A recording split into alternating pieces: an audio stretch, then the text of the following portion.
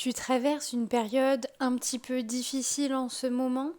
Tu te sens peut-être pas vraiment dans ton assiette, peut-être très stressé, peut-être un peu déprimé aussi. Mais peut-être que finalement, malgré ces difficultés, tu cherches aujourd'hui à aller mieux, à aller de l'avant et à sortir un petit peu de cette phase compliquée pour pouvoir apprécier de jours meilleurs. Si c'est le cas et que tout ça te parle, alors cette vidéo est faite pour toi. Bonjour à toutes et à tous, j'espère que vous allez bien aujourd'hui. En tout cas, j'espère que cette vidéo pourra vous apporter des clés, des réponses pour pouvoir aller un petit peu mieux, peut-être aujourd'hui, peut-être demain, peut-être dans quelques temps. Mais l'essentiel est que chacun d'entre vous qui écoutez cette vidéo aujourd'hui est en mouvement. Et être en mouvement, ça veut dire aller vers autre chose, aller vers du mieux. Vous le savez déjà peut-être, mais sur nos différents réseaux sociaux, nous vous proposons du contenu justement pour pouvoir si bien vous accompagner lorsque vous traversez une période comme ici un petit peu difficile, mais aussi et surtout vous accompagner à vous découvrir, à vous explorer et à vous autoriser à construire une vie qui vous ressemble et une vie dans laquelle vous vous sentez bien. Alors aujourd'hui, je vais vous proposer 5 conseils pour sortir d'une période difficile. Ce premier conseil est certainement le plus important parce qu'il est à l'origine d'une très grande majorité du mal-être et de la souffrance psychologique. Et il s'agit évidemment de ne pas réprimer tes émotions. Donc, par réprimer, j'entends le fait de ne pas t'autoriser à te sentir ou à vivre les émotions qui te traversent. Ça peut être de la colère, ça peut être de la tristesse. L'important est vraiment de comprendre que si tu éprouves ces émotions, elles sont pas là pour t'embêter, elles sont pas là non plus par hasard. C'est une réponse de ton organisme, une réponse de ton corps à un événement ou à quelque chose qu'il a vécu. Donc si elles sont là, c'est pour une raison. Donc surtout, il est vraiment important de ne pas immédiatement les mettre au second plan. Ton corps et ton mental ont besoin de pouvoir vivre et faire l'expérience de certaines émotions, même si je l'admets, parfois ce sont des moments et des passages qui sont désagréables. Mais pour autant, si elles sont là à nouveau, c'est pour une raison. Et s'il y a une limite à pouvoir essayer d'identifier entre le fait de vivre ces émotions et le fait d'être envahi par ces émotions, qui dans ce cas-là, tu l'entends bien, prend une autre dimension, une autre connotation. Quoi qu'il en soit, il faut que tu t'autorises, si c'est par exemple à avoir envie de pleurer, eh bien c'est de pleurer. Et même si cela peut durer plusieurs jours, plusieurs semaines même, c'est important que tu puisses t'autoriser à vivre et à suivre ton intuition du côté de ces ressentis-là. Pendant que je préparais cette vidéo, je suis tombée sur des suggestions du même sujet sur Google qui proposait rester fort pendant une période difficile. Et je pense très sincèrement qu'il n'y a pas pire conseil que de dire à quelqu'un qu'il est important de rester fort. Parce que rester fort, ça a beaucoup de connotations dans l'esprit collectif et des connotations justement du côté de on ne regarde pas ses émotions, on les met de côté, on n'y pense pas, on ne les ressent pas et surtout on ne les montre pas. Et c'est typiquement ce genre de comportement qui va complètement aggraver la situation et la faire durer encore plus sur du long terme. Dans la continuité de cela, il me semble extrêmement important de souligner le fait que peu importe ce que tu vis, si tu en ressens le besoin, n'hésite surtout pas à demander de l'aide. Et lorsque je dis demander de l'aide, ça peut être de l'aide d'un proche, de l'aide de ta famille, d'un ami, ça peut être de l'aide aussi d'un professionnel, donc ça peut être ton médecin dans un premier temps, ça peut être un psychologue, ça peut être un psychiatre, peu importe, mais il faut comprendre, et je pense que c'est un des messages forts que j'ai envie de faire passer dans cette vidéo, c'est que quoi qu'il se passe dans ta vie, tu es légitime de demander de l'aide. Ça ne fait pas de toi une personne faible, ça ne fait pas de toi quelqu'un de moins bien, ça veut juste dire que tu es assez responsable pour pouvoir dire que là, tout de suite, maintenant, tu traverses quelque chose de difficile et que un coup de main, ça n'a jamais tué personne, bien au contraire. Demander de l'aide, ça veut dire que tu fais face à la situation. Donc ça veut dire que tu es en mouvement et tu es déjà en mouvement pour avancer, même si tu ne t'en rends pas tout de suite compte. Et que a priori, tu as l'impression peut-être de stagner ou d'être dans une phase plutôt basse ou descendante plutôt qu'ascendante. Mais le fait de demander de l'aide, c'est vraiment déjà une première étape qui va te mettre en mouvement et qui fait que tu vas sortir de cette période aussi difficile pour toi peut-être d'y croire aujourd'hui. Vraiment, c'est un adage qu'on entend souvent et qui est difficile à vraiment entendre lorsqu'on est dans ce genre de période, mais tout est temporaire. Tu ne te sentiras pas comme ça toute ta vie et c'est important que tu puisses identifier les moments où l'aide pourrait être bénéfique. C'est une preuve de responsabilité, de maturité et surtout c'est un acte vraiment de bien-être, de soin et d'amour envers toi-même. Dans cette même intention de soin et de se laisser le temps de vivre ses émotions, de vivre ses ressentis, tu peux t'autoriser à faire une pause. Alors qu'est-ce que j'entends par pause, puisque j'imagine déjà les réponses intuitives à ce commentaire-là, disant oui mais je peux pas faire une pause, j'ai une vie, j'ai peut-être une famille, j'ai un travail, j'ai des obligations, donc je peux pas dire je fais une pause, je m'en vais. Là, je parle de deux choses. Premièrement, c'est s'autoriser à aller voir son médecin, comme précédemment je te le disais, pour pouvoir peut-être décider avec lui que si faire une pause, donc ça peut passer par un temps de maladie, ça peut être quelque chose qui va être bénéfique pour soi. Parce que je pense que si tu te retrouves sur cette vidéo et sur cette chaîne de façon générale, c'est que la santé mentale t'importe et donc tu as certainement déjà entendu parler de ce qu'on appelle le burn-out ou la dépression. Donc avant d'en arriver jusque-là, il y a des choses que l'on peut faire et faire un break, donc une véritable pause dans son quotidien, peut avoir un véritable intérêt pour toi aujourd'hui. Ceci dit, faire une pause, ça peut aussi prendre d'autres formes. Par exemple, ça peut être de choisir de organiser ta journée de façon différente pour par exemple avoir un temps pour pratiquer un sport qui te plaît, une activité qui te fait du bien, pour pouvoir peut-être simplement ranger ta maison ou encore passer tout simplement du temps seul avec toi-même. Ça peut être dans le silence, avec de la musique, devant une série, en train de faire quelque chose, peu importe, mais ça peut être une façon de marquer, un break et vraiment une pause dans le tourbillon du quotidien, on va dire, puisqu'on vit aujourd'hui dans une société où on est toujours à 3000 à l'heure, il y a rarement de véritables pauses dans notre journée. En général, ces moments un petit peu off, ils sont des moments de transition relativement courts entre deux activités et il est rare qu'on fasse rien non plus pendant ces temps-là. Ce quatrième conseil, il peut être un peu surprenant à première vue, puisqu'il veut un petit peu tout et rien dire. Alors ce que j'entends par adopter un mode de vie plus conscient, c'est vraiment, quitte à être dans une phase de doute, de peur, de stress, de réflexion, pourquoi pas l'utiliser à ton avantage et tirer des enseignements de cette phase-là. Pourquoi tu te sens comme tu te sens aujourd'hui?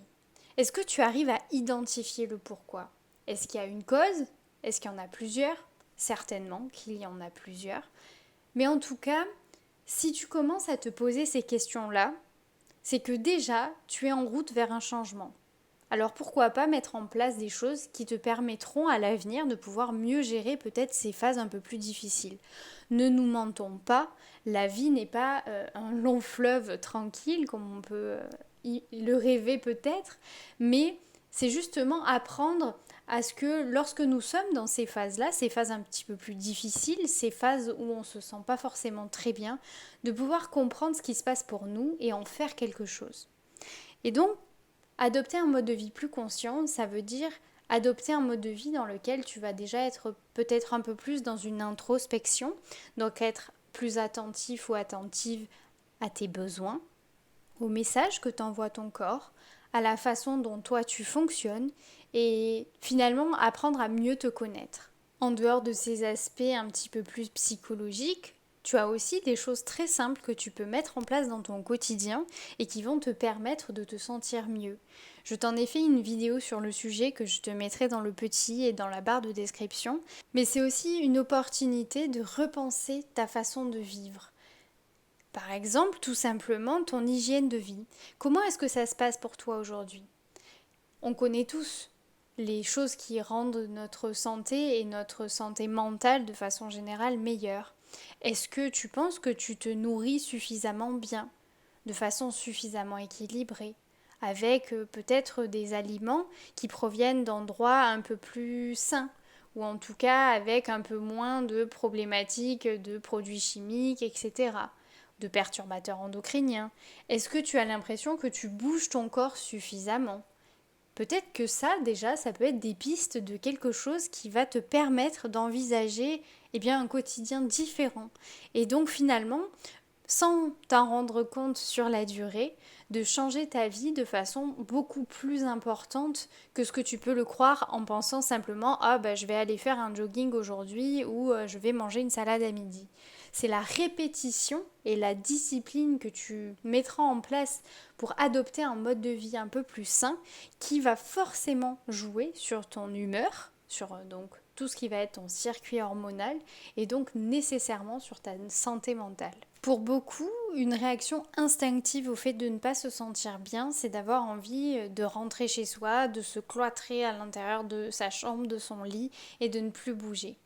Et de fait, il arrive très souvent dans des problématiques de santé mentale un peu plus problématiques qu'un des facteurs qui ait contribué à ça et qui contribue au maintien de cet état de mal-être soit l'isolement social. Alors je ne te dis pas de te forcer à sortir, à faire la fête à tout bout de champ ou à aller faire des activités qui ne te font pas envie, mais il me semble que c'est très important d'avoir en tête que l'isolement social ne va qu'amplifier certains symptômes et certaines problématiques que tu peux avoir et qu'il est important, même si c'est une ou deux personnes tout simplement, et pas tous les jours nécessairement, mais que tu gardes une sorte de ritualité dans ta vie sociale. Ça peut être simplement d'être avec quelqu'un et même sans se parler, regarder un film ou apprécier une activité ensemble, peu importe, mais juste de ne pas vivre seul 24 heures sur 24 toute l'année. Et ça, c'est vraiment important parce que c'est vraiment un facteur de risque et un facteur malheureusement défavorable pour le fait d'aller mieux. Cet avant-dernier conseil, il est certainement difficile à entendre lorsqu'on traverse une période difficile parce que notre notion du temps est souvent un petit peu chamboulée et on a parfois l'impression de vivre cette période depuis très très très longtemps et que le temps passe beaucoup plus lentement que dans la réalité. Et finalement, parfois, on a aussi un peu envie que les choses changent en un claquement de doigts. Alors, mon avant-dernier conseil, c'est un conseil qui va te paraître très intuitif, mais qu'il me semble vraiment important d'entendre, c'est de faire preuve de patience et de bienveillance envers toi-même. Patience parce que les changements ne se font jamais en un jour. Parce que les changements, c'est pas non plus linéaire. Guérir, aller mieux, malheureusement, même si ce serait beaucoup plus facile pour nous, ce n'est pas une ligne droite qui monte vers le ciel. C'est des hauts, c'est des bas. C'est des moments où on va mieux et puis d'un coup on rechute, puis après on se relève et on repart.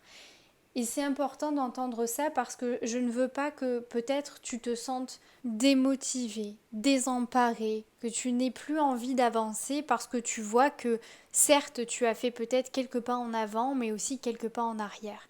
C'est un processus et il faut vraiment que tu aies confiance en ce processus. Pour ça, il y aura des jours mieux, des jours un peu moins, mais ce qui est important, c'est que tu restes toujours dans la bienveillance envers toi-même. C'est ton chemin, tu le vis et le traverses à ton rythme et c'est la seule chose qui compte. Ce dernier conseil, il découle tout droit du précédent puisqu'il s'agit de pratiquer la gratitude. Alors peut-être que ça va sembler un peu ésotérique pour certains, mais je m'explique. Simplement, pratiquer la gratitude, c'est prendre peut-être que quelques secondes, voire une minute dans ta journée pour penser ou écrire, c'est encore mieux si tu peux l'écrire, peut-être ne serait-ce que 3 choses qui t'ont fait plaisir aujourd'hui. 3 choses pour lesquelles tu as éprouvé peut-être un tout petit peu de joie. Ou peut-être qu'une seule chose. Commençons petit à petit, justement, pas à pas. Pourquoi faire ce genre d'exercice?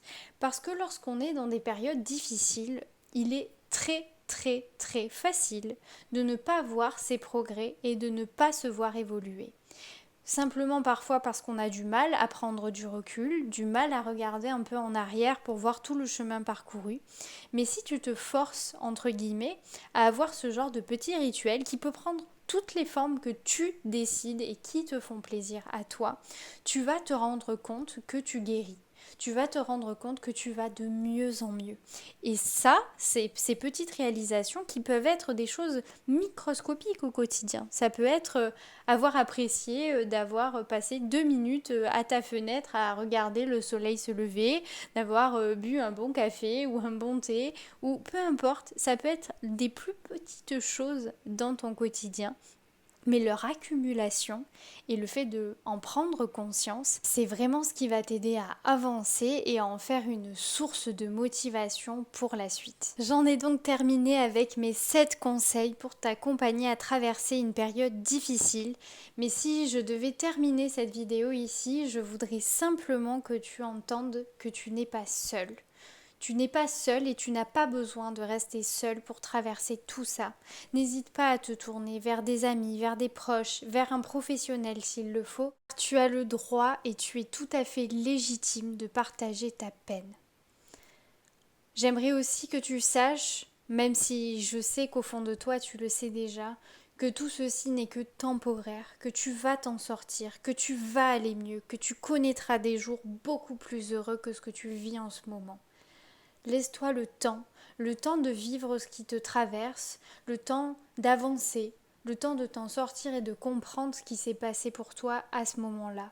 Vois cette période, aussi difficile qu'elle soit, vraiment comme une leçon dans cette vie, dont tu garderas le souvenir et les traces qui t'aideront à gagner d'autres combats dans le futur. Sur ce, je vais arrêter cette vidéo ici. Je te remercie de l'avoir regardée jusqu'au bout et je te dis à très bientôt dans une prochaine vidéo.